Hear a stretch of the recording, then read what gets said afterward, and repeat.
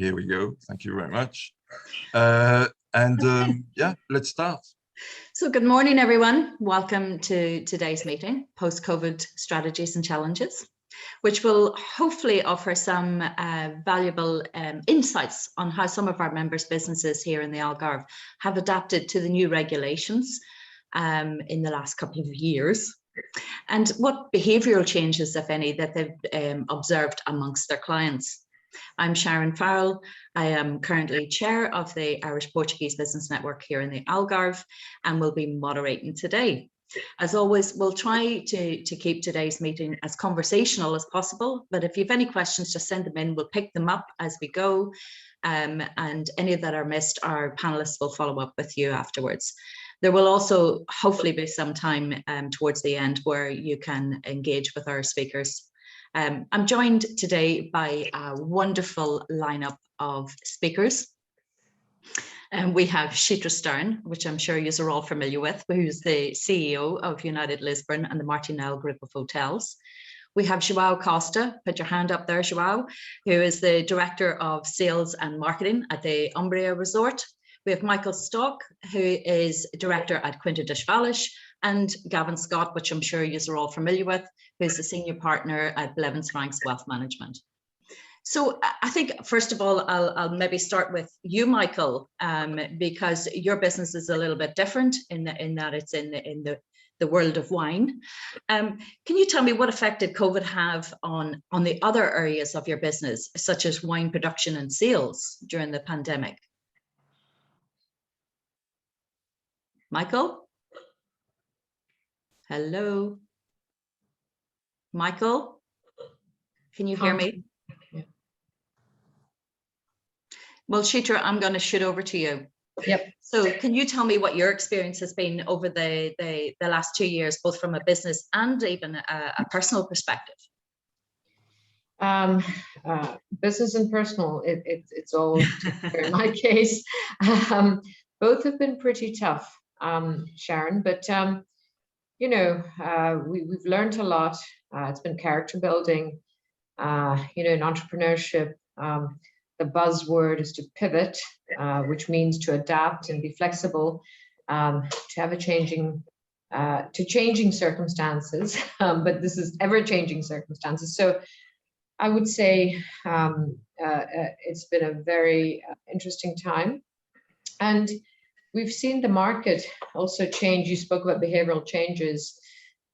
We've seen so many changes in how the market behaves. You know, we have hotel businesses, real estate, as well as a school, international school, and we've really seen you know, more and more people looking for safe destinations to travel to.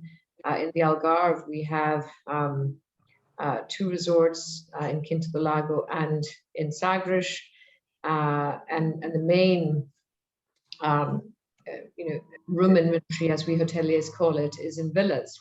They're villa resorts in the main, and people have been seeking more villas to stay in. I mean, we have hotel rooms as well in Cascais. So we saw the clear difference in this last year, people seeking villas to stay in, you know, families.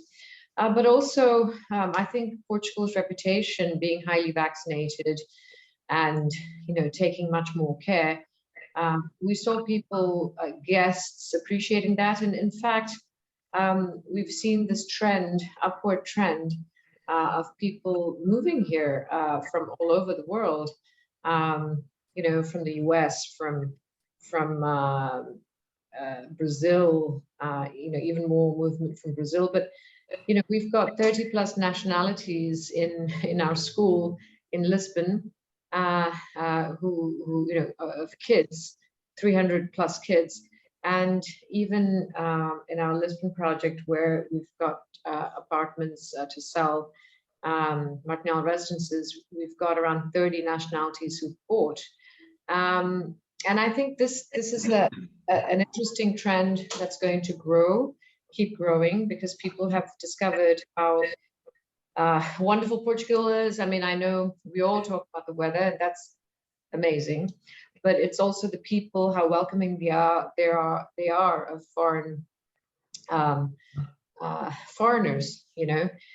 of different colors and beliefs, and so it's a very open, tolerant, liberal society, and there's a clear understanding of the good that foreign immigrants bring to Portugal. So I think there's been a realization. This has helped sort of appreciate again why tourism is important, why foreign immigration is important. So there have been a lot of changes we've had to face in this last year.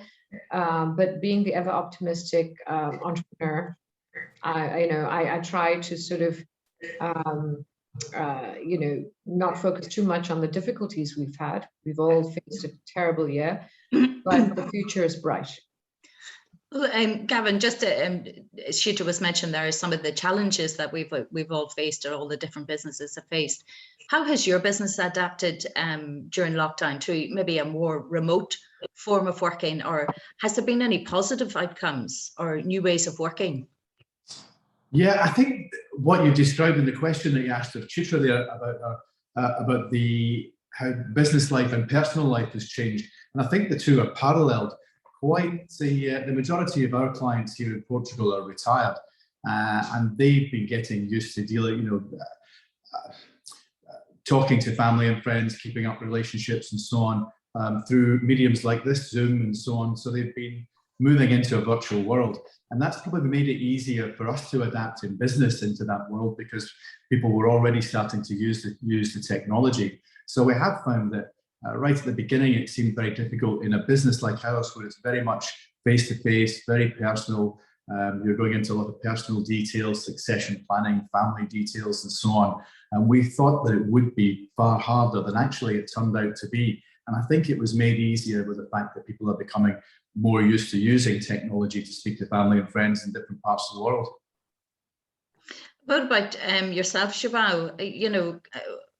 Could you give us a bit of your thoughts on why individuals should still consider investing or relocating here to the Algarve, to Portugal in general? Yes, well, in our business, we've seen some challenges regarding labor workforce. Because Ombria Resort is still under construction. Yeah, it's due to open in 22 at September the end of this year. Yes, yeah, at the end of this year. And have you had to change anything? Well, we've had, like what Chitra was saying, we've had to adapt basically. As I said, the one of the biggest challenges is workforce, people that are in construction and so on. Finding good labor and keeping them, because nowadays when people get COVID, they have to go on isolation for at least a week and so on. So if you get 10 or 20 people isolated, they can't come to work anymore. But you can't really get rid of them. You have to wait until they are okay to come back, etc. So that is one of the biggest challenges. But in terms of the markets and the target clients that we've been selling properties to, the COVID, actually, I could say that it has helped us, move forward, because the product that we are offering, or the resort that we are offering, is quite different from many others, and we felt that more and more people are looking for this slow living lifestyle, and I think that has COVID has only accelerated this process. Slow living is basically people looking to live a healthier lifestyle, to eat better food, this kind of trend of farm to table, to live in low density areas, to have good access to green spaces, and all of this are the ingredients of the Algarve, basically. The access to nature, not just inland, but also the beaches and so on. you see people around in the Algarve living a healthier lifestyle. You know, it's not just about the weather, like what others have said already. It's about this slow living lifestyle that people have now grown accustomed to, and we've seen a lot more digital nomads moving to the Algarve. And again, you know, the Algarve is one of the preferred destinations for digital nomads because, you know, there's great infrastructure here in Portugal, in the Algarve specifically. There's great, there's fast internet connections almost anywhere. A lot of places have free Wi-Fi, and overall, you know, it's great. There's lots of co-working spaces in Algarve, you know, more and more so since the last couple of years. And it's been, you know, it's been great to see that, you know, these people come to the Algarve more and more because of all of these reasons, basically. Yeah, there's certainly been an increased demand for that type of space, you know, or working space. Have we got Michael yet? Michael, can you hear me? I can hear you. Can you hear me? Yes, we can now. hear you now. Oh, yes. I'm going to go back to my original question, Michael. Sort of, what effect did COVID have on the other areas of your business, such as the wine production and sales? So it ties into many of the points that were made already. I mean, one thing that surprises people is that why should wine production be affected? On the labor side of things, obviously, we also have the isolation challenges that we've had over the last 2 years. But really, especially the Algarve or Lisbon as a metropolitan area is a huge. Michael, can you make sure your volume is up, because sorry. Let me try this. Can you hear me now? Oh, that's too much. We really can hear you now. Okay, I'll sit back. Maybe this works better. Is that okay? You need to take it down. You may take it a bit down because there's a bit of a reverb on it. Okay. How about now? I think it was better with the. Okay. You know, in rehearsal, I did brilliantly. No, Michael, that's not working. Try now. Maybe go back to what you were doing previous. Oh, now we can't hear you at all, Michael. Oh, talk about Poor challenges. Okay. Talk about challenges. I think move to somebody else. I'll try and figure out another solution, and I'll be right back. Okay, so Gavin, you know, what behavioural changes have you made in respect of individuals' plans to either retire or move to Portugal? Yes, I think that's come in two forms. One is people who maybe had holiday homes here already, and during lockdown either found themselves in a position where flights were being cancelled and they had an enforced longer stay, or others who actually made the conscious decision to stay longer and say, well, if we're all going to be in lockdown, why would we go back to our home country? Why don't we just stay here in Algarve? And as Joao mentioned, with the low density housing that we have here in Algarve in particular, I think a lot of people actually found it very comfortable to be here during lockdown. The supermarkets were quiet, the shelves were full, there was no fighting over packets of toilet roll. An incredible year where we saw a barrel of oil worth less than a packet of toilet roll. So they were spending time here, and actually that forced time spent became a time for them to realize that actually they were enjoying their time here in Portugal. They felt safe, they felt comfortable. And so for those people, actually a number of people, the clients that we have, made the conscious decision to make it a full-time event and switch around the way that they ran their lifestyle.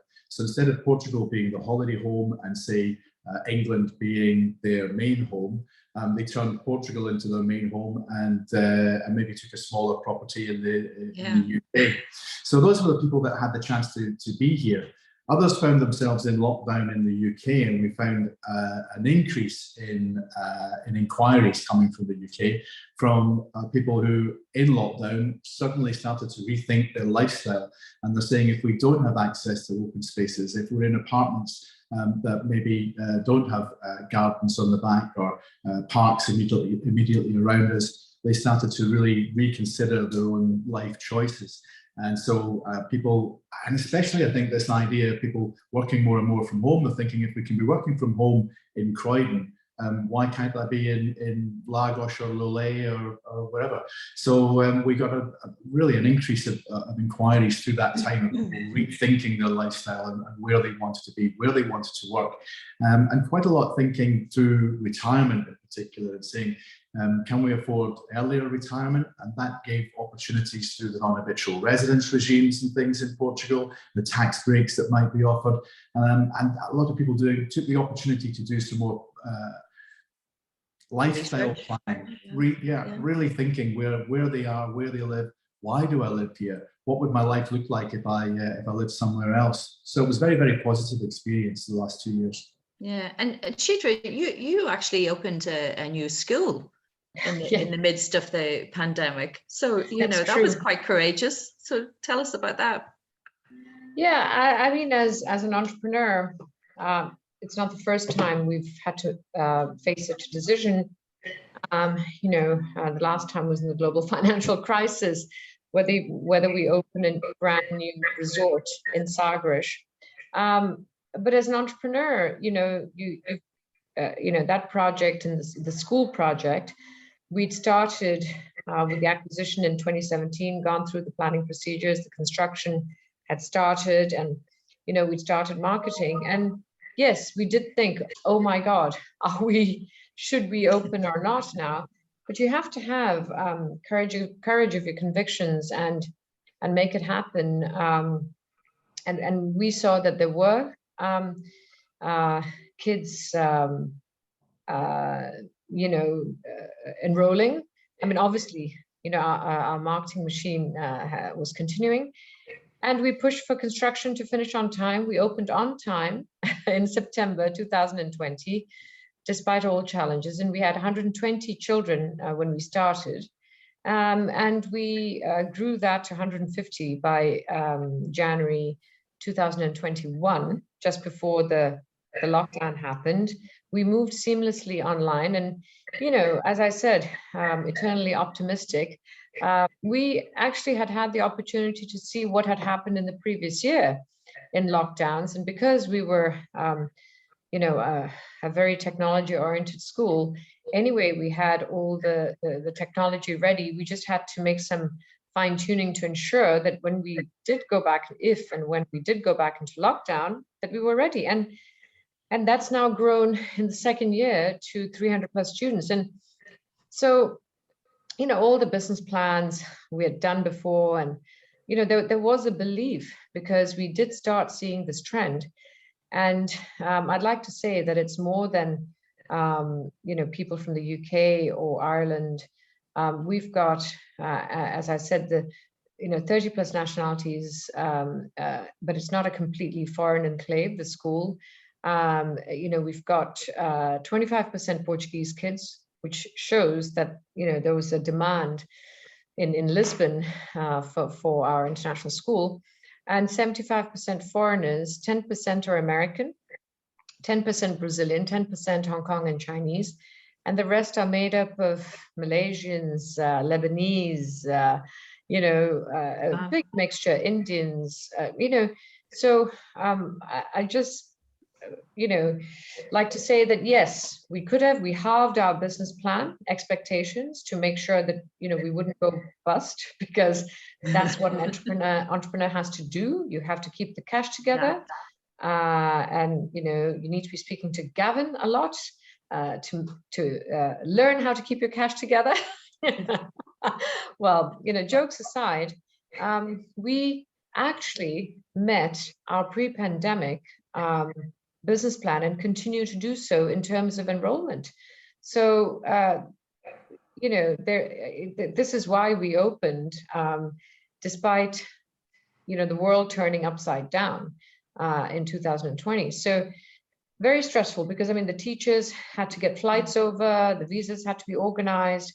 We've got 2/3 of our faculty is foreign faculty. So that was all pretty nerve-wracking. And even some students, I mean, who'd planned to come over from other countries, they had to delay, by a year.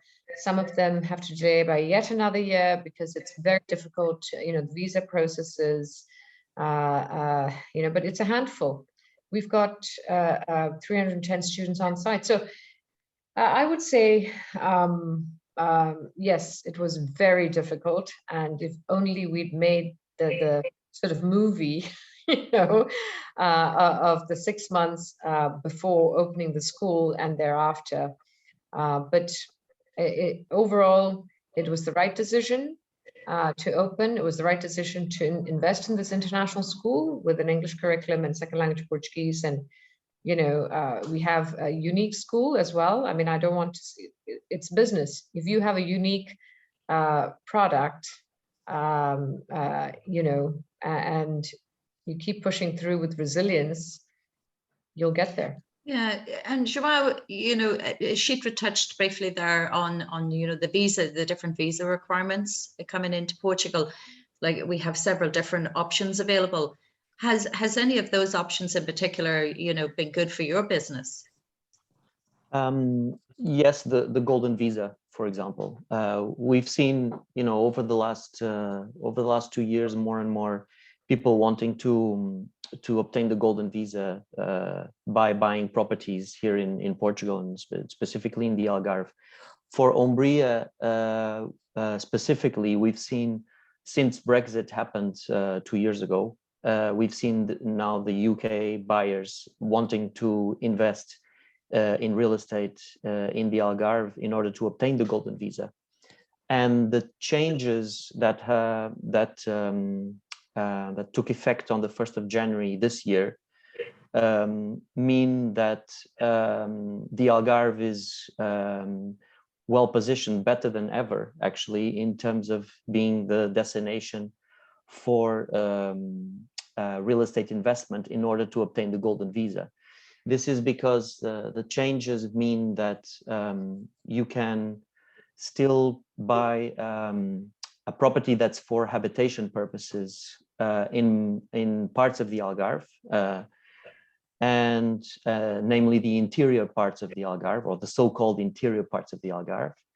And also you can invest in a touristic property in order to obtain the golden visa anywhere in the Algarve.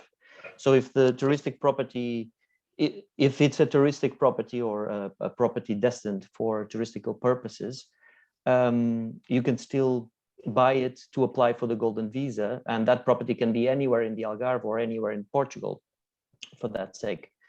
But the fact is that there is a large concentration of touristic properties in the Algarve compared to the rest of Portugal. Because there are so many resorts here in the Algarve. There are some also in the region around Lisbon, for example, near Cascais, namely where Chitra is. But the Algarve is probably the largest concentration of touristic properties in the whole of Portugal. So we've seen a lot of people buying touristic properties or interested in buying touristic properties now that the golden visa can be obtained by buying one of these properties. And at Ombria Resort, most of our properties are touristic licensed properties. So we've seen an increase of interest because of that. Okay, have we got Michael? Michael, can you hear me now? Yes, can you hear me? I can indeed. Your lovely dulcet tones are reaching out to us. Perfect. Tell me, Michael, how have you noticed any client behavioral changes as a result of COVID over the last number of years? Well, absolutely. So obviously lots of challenges that were faced, and there was reactions both on the sides of our clients as well as on our side. So what we've come to realize in recent months is that basically COVID acted as an accelerant. A change that we were undergoing anyway has now been accelerated out of necessity. And now having come through it, it's been very positive. And the change is that we're far closer with our clients. Our overall number, I would say, has decreased just because all of our different business sectors are reliant and heavily targeted at the tourists that come to the region. And obviously there's been a lot less in the last 2 years. We're optimistic for the future, but we haven't seen a lot of faces in 2020 and 2021. But what we have done is obviously same as everyone else, gone into the digital world, had more communication with them on that front. What we found is, it's been an accelerant in the sense that now our business model is more involved trying to bring our clients into the activity rather than just offering them a service. So whether that's similarly buying a home on our wine estate or making their own wine with us, it's all a much more in-depth and detailed type of experience and more of a collaboration rather than client and service provider. So you were mentioned there about having, buying into their own wine. Can you tell me a wee bit more about that, or that, because I think you offer the guests accommodation now as well. So are you saying that people who come to stay in your resort can now also participate in wine tourism? Absolutely. So that's been the concept from the beginning, basically, that we're sort of a small resort focused around the world of wine. I mean, around the world of golf, there's been resorts all over the world. That's been an established concept. And now we're trying to replicate this or reinvent it, focused around the world of wine. So these days we have about 100 beds on the estate, so we can accommodate 100 people there. Some are only for renting, some we also sell as holiday homes, which has been what we've been busy with the last 2 years. And then, anyone who stays there as an accommodation guest or even comes as a day visitor, wine tourism really is the focus of our business. We've always done wine tastings, workshops, all that sort of thing. And in the last few years, the real focus has been, rather than just wine tourism, we really take wine lovers and get them involved in the wine production process themselves.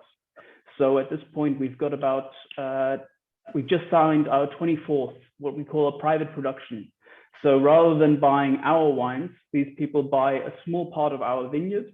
And then from that vineyard, the grapes that are grown there are transformed into their wine. With their own label, with their own bottles, and everyone has this sort of micro production that they can authentically call their own. The slogan for the project is turning wine lovers into winemakers, and it sounds cheesy, but it's an apt description of what we're doing. So that's really it. And in that sense, it makes sense, going into more detail with your collaboration with people, because if somebody would just come, once or twice a year, we chat with them for half an hour, but like this, these participants, these 24 people, I talk to them 40, 50 times a year, because there's just so many different steps along the process of making your own wine. And from a business side of things, or from a macro side of things, these are now Algarve farmers. So almost all of them live outside of Portugal, but they consider themselves as agricultural, they have an agricultural activity in the Algarve. And so they are now the biggest proponents of the region. They will bring all their friends. They come visit the Algarve and us multiple times a year. So we've basically got a client, now these days a friend for life as well.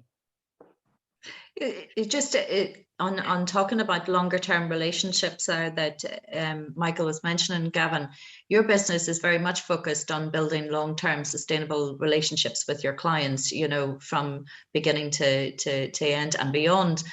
Indeed, I think, a lot of the business is done around estate and legacy and generational planning. And have you seen any changes in how people are taking that forward? Yeah, I think we're seeing more and more, whereas in the past maybe parents retired and moved to Portugal and the children visited.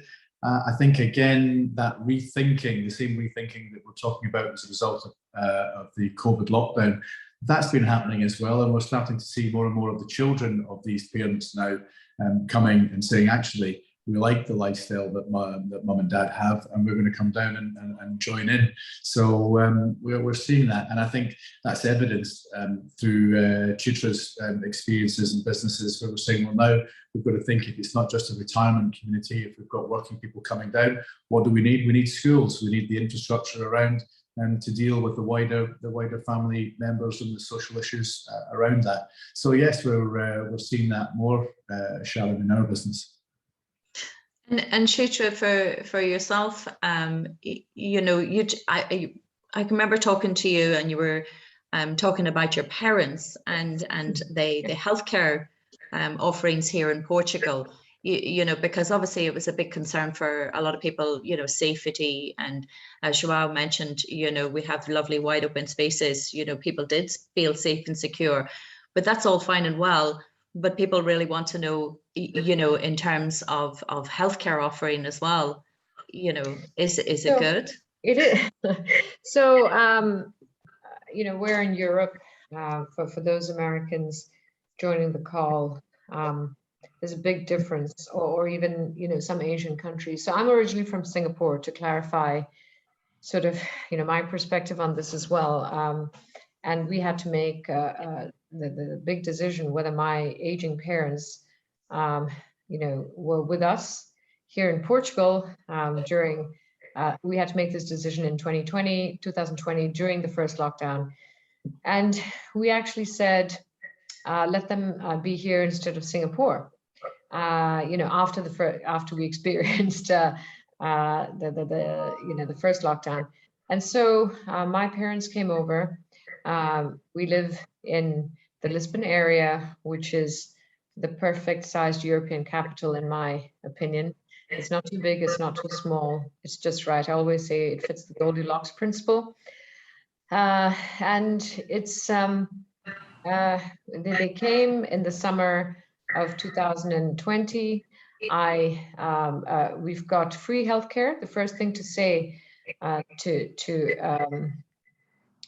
those who are out from outside of Europe, there's free healthcare, first and foremost, which makes a big difference compared to the US, for example. So once you register with the NHS here, this SNS as it's called, you're entitled to getting your vaccinations, for example, you know, for free, no issues at all. And that's, you know, both my parents, as soon as the vaccinations were available in March for them, for their age group, in early March, if I'm not mistaken, 2021, they got vaccinated. They received their first dose. And secondly, to get coverage, private medical coverage, it's really accessible in Portugal. You know, the various plans, and there are interesting brokers, you know, insurance brokers out there. And, you know, I managed to get cover for my dad, who'd never had insurance cover before. And my mother has had, but, you know, my dad with pre-existing conditions, he's a, you know, heart patient, you know, he's had a valve replacement and various other things. And we managed to get him cover here. And because of the managed healthcare system, you know, it's very affordable. Private healthcare is very affordable. There, you know, we used to live in the Algarve for 15 years, just to clarify. We lived on site in Sagres at our resort for 8 of those years. And there are good private hospital networks being built. You know, in the Algarves, there's the HPA, you know, Hospitais Particulares do Algarve, with good coverage across the Algarve with their clinics and hospitals. And in the rest of the country, there's CUF and there's Hospital de Luz. We've tried everything. We're a big family. I've got 4 kids, so, you know, we've had experience across all these. You know, I had all my 4 babies in the south, and even one of them in a public hospital, because, you know, that's where at that point, you know, the pediatrician had to be on call, and it was in Barlavento Hospital. Good experiences all over. And this means a lot, especially post-pandemic. I think, you know, everything else that everyone else has said is so relevant, but this priority for healthcare, I think, has become a big thing in people's heads. Talking to the Americans who are moving over, this is one of the reasons for them is, access to healthcare. And there are different options available here, and private insurance is not, completely unaffordable as it might be in some other countries. So this is a big reason, and that's, why I brought it up. And my mother even my mother's had an emergency appendectomy in the past, before pandemic, but she had an angioplasty, just before Christmas. And it's affordable. Accessible. I think that's a big point, whether you're retired or you're, moving here with a family, or even as a couple. I mean, usually younger people don't think too much about, health problems, but there are people who do have health problems, and you can address it here. And once you start having a family, it becomes an even, children, it becomes an even bigger part. And then you think of your parents. Once your parents start aging, it's so I'm at that point where I can safely say I've been here for 20 years. And, you can read my article on LinkedIn, which I just wrote a couple of weeks ago. And it sort of brings together some of the points which I think are quite relevant, especially post-COVID, as to why one would, think about moving here. And as I told you, the wave is real. It's not a dream or a fantasy of people coming here. I mean, yeah, I think in your article, Shitra, you mentioned about people and companies will move to places that deliver on sustainability and hygiene, healthcare, and invest in their people, and infrastructure, connections, all of that. Yes. And I think Portugal has been doing that. I know next month we with the IPBN we'll look to do hopefully an in-presence event with Nest, Centre for Tourism, along with the University of Algarve, which will look at the creative innovation that's happening between the world of education and business or industry. So yeah, I do. Like everybody's here, everybody's experience. Yes, there has been challenges, but I think the future looks bright. Shubha, how do you see the future for your resort going forward? Oh, I see it very bright. I think that the fact that Ombria is a unique resort in terms of its design, the fact that it's built like a village and so on, it's in a low density area but close to a medium city that is Lolé, close to the airports, close to the beaches, etc. But completely enveloped in nature, and the design of the buildings is really. It's been done like a village, basically. So the hotel is like a village. It's a conjunction of 30 or so small buildings, and you never feel that you're in a very dense area. And the other thing that is making it successful and will continue to make it successful is the sustainability element that's at the core of our values and at the core of what we are building and how we will operate the resort. So to give just an example, in addition to having the resort completely well integrated into the nature and the fact that we've planted so many new trees and protected so many other trees that exist there already. We are employing renewable energies such as geothermal, which is quite innovative here in Portugal. Geothermal energy is something that is widely operated and available in places like Scandinavia, Germany, France, etc. but in Portugal, not so much. And because that has been something that has always surprised me, João. With the option to use the environment for the better, and it hasn't really happened. So it's very interesting that you've decided to do that within your own resort. Yeah, the geothermal system that we have installed will probably we'll get about 70% of our energy needs from the geothermal system, and it's a totally renewable energy that is easily available. Let's say you just need to install obviously some technical things to use it. It's relatively expensive to install, but then it's very cheap to run. And the biggest benefit is that it's totally renewable and CO2 emissions free forever. So it's it's a great thing. I think sustainability nowadays is just normal. It's just part of what we do, and what we've seen is our property investors, people that are buying properties at Ombria, they look at our resort as the fact that it's sustainable is one of the reasons why they're buying here, basically. João, can I ask you, João, were there benefits, were there government benefits, incentives to install environmentally friendly energy systems, VAT reductions, grants, anything like that you were able to take advantage of? Not really, no. I think there should be more, actually, but not that I am aware of. No. Yeah, I thought there were a few. It's probably something that is because it's so new, and something that hopefully we will see more of when the government have got a handle on the fact that people are interested in that, and given some sort of tax incentives for people or resorts to adapt.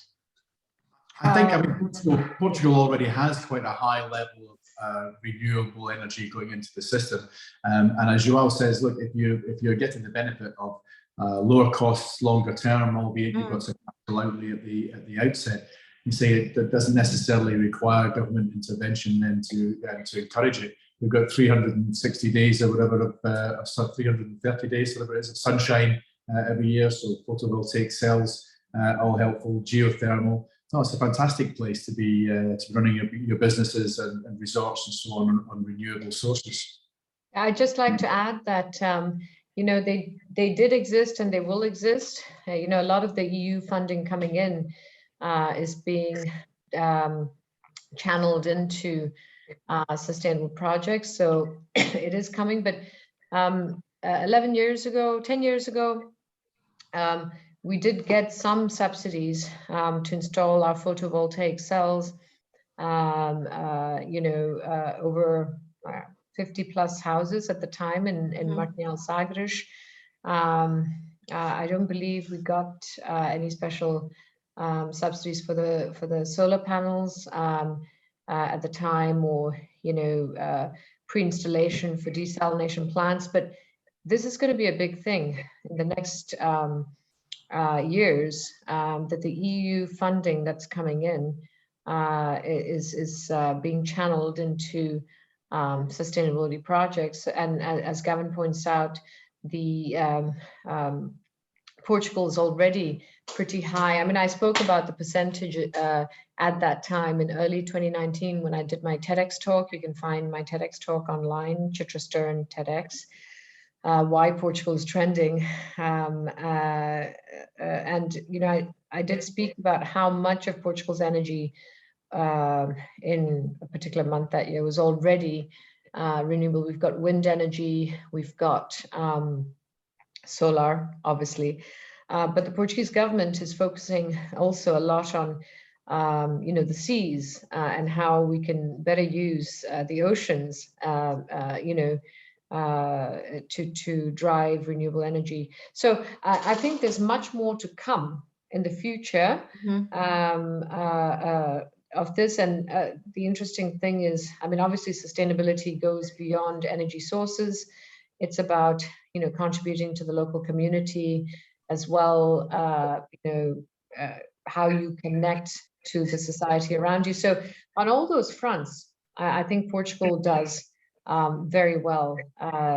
So, watch this space as Portugal continues to become, even more sustainable. Yeah. So have I got Mike? I have got Michael still. Can you hear me, Michael? Okay. Yes, I can. Yeah, Michael, you had mentioned about a change in your business. You have a beautiful space down there in Quinta dos Vales, for events. And have you seen any change in how those are organised, or what they'll look like in the future? Yeah, postponed basically. So in a normal year, we'd host about 20, 30 weddings on the estate itself in different venues. In the last 2 years, we've had, I think, 3 in total. So the next few years, once everything is allowed to move back to normal, are going to be quite busy. There are some restrictions in place, but here in Portugal, we just have the huge advantage of outside living. Everyone wants to be outside anyway, so the restrictions are far less, restricting than you would in a big hotel ballroom, for instance. There is rules and regulations that we need to implement, and rightly so, but it's not a big deal. Basically, once the limitation of number of people is removed properly, then it can go back to almost normal. So instead of having a formal dance area, you just leave an open space where people can or cannot move rhythmically to music, for instance. It's their own decision then. Yeah, and Gavin, for yourself, the seminars that Blevins Franks run, to give people who are thinking of moving or retiring to Portugal a better insight to what it's really like or what it's all about. Have you seen a change in how they have been presented, or how have you adapted in any way, or have you seen a change in the people's queries? I think what we've seen, Sharon, is that while technology has been convenient, so using medium like this to be able to share ideas or present ideas is wonderful up to a point. And we've discovered that as we've been coming out of the lockdown and there's been greater freedoms, that people are actually really keen to get back into a social environment where we're able to deal one-to-one. Joao, you can do a virtual tour of the estate, but you can't beat getting into the area and really breathing the air there and feeling how free it is. And I think there's something in terms of advice, getting in front of an advisor and being able to open up your life story, share your soul, bare your soul. It's really best done face to face. So we are seeing a good number of people. We were a little bit concerned that maybe people might still feel uncomfortable, because it's one thing having the freedoms back again, and it's another thing exercising that right. So some people are still determined that actually they'll stay back a little bit from society and will continue to shield. But we've found advertising face-to-face seminars that there's been a very good response, and people are keen to get back to that type of event. Yeah, I think people in general are just looking forward to that human connection again. I mean, I know I'm a very tactile sort of person, so what I missed most was the fact that I couldn't give anybody a hug. Such a simple thing, but and even looking at younger children and how their whole life had been about, oh, don't touch that, don't no you touch it, and all of a sudden you see these little kids and they're like shying away from you and in behind their mummies or their daddies. It's I think people are just craving some sort of normality, because, as I said, well, we are human, and we crave that sense of connection. Young-born babies, tuned into faces, Sharon. And if you think that all of that conditioning that we have naturally of tuning into people's faces and being able to read expressions and understand that communication, and all of that from behind a mask, it just becomes impossible. So I think we'll feel the strain of this for many years to come, particularly with babies and children. Yeah, I think psychologically, I know from my own part, like my mother she will be 89 now, coming in March, and I hadn't seen her, and been able to sit down and actually just give her a hug and do that for such a long time. It just felt weird. We're not hugging people at seminars yet, Sharon. We haven't quite moved back into that space, but we will. Listen, you never know what's around the corner. Welcome.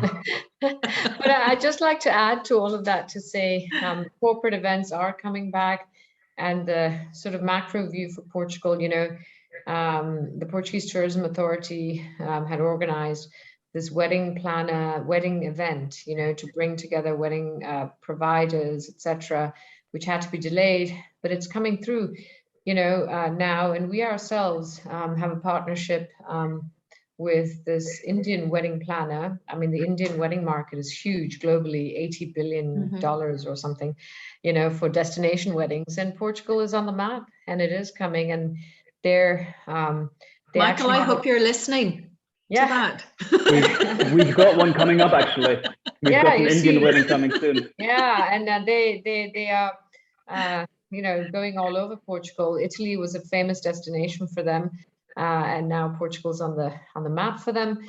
And they've got an office based in our hotel in Cascais as well, and they're interested across the board in our resorts in Martinhal, Sagres, at Quinta, because the new wedding is different, isn't it, as well? As Michael was pointing out, it's about having different events and different outdoor spaces as well. I mean, Indian weddings take a week, so I sort of like that. I think it is great. It is great. It's a lot of work, but it's fantastic. So I think there's a good future again for Portugal as a wedding destination, for destination weddings, not just for the Indians, but for everyone out there. And we're going to see big changes coming up.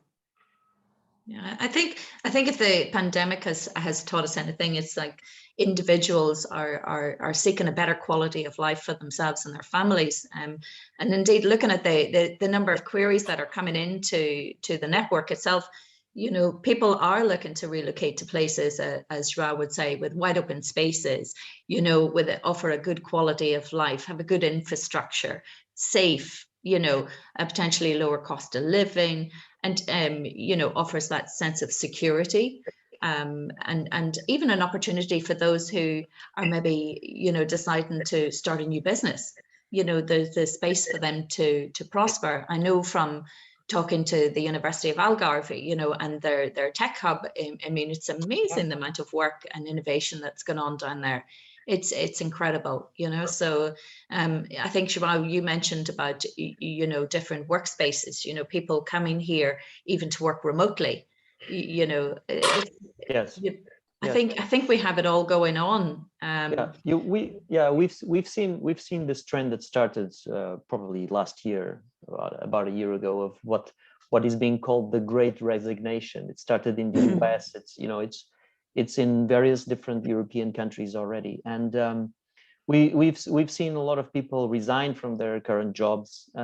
This usually happens for many reasons. It's still difficult to pinpoint exactly what is happening, but generally people do that when they feel optimistic about the future, and I believe we are getting out from this pandemic as we speak, and people are feeling optimistic about the future more than ever in the last few years anyway.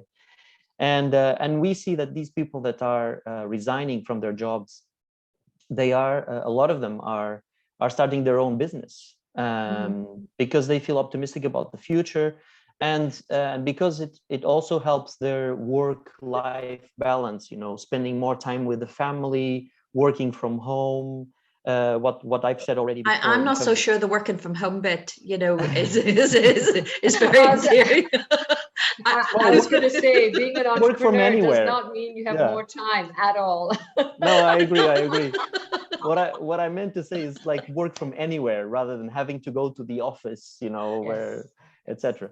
So this is where the Algarve is well positioned, basically, for people who want to do this, you know, and we see more and more people moving to the Algarve. You know, I've met a few people here in the Algarve that, you know, that have traveled around the world for a couple of years now, wanting to decide where to base themselves from now on, now that they have their own business and so on. And a lot of them have chosen the Algarve. It's funny to see that, you know, people from all over the world, basically. Yeah, there's always a consideration for how we will be able to establish a new life when moving abroad. And I think Portugal itself it's earned a good reputation for being very warm and welcoming, you know, to both visitors and people who decide to live here long term alike, you know. So I think it just keeps its doors open to everybody.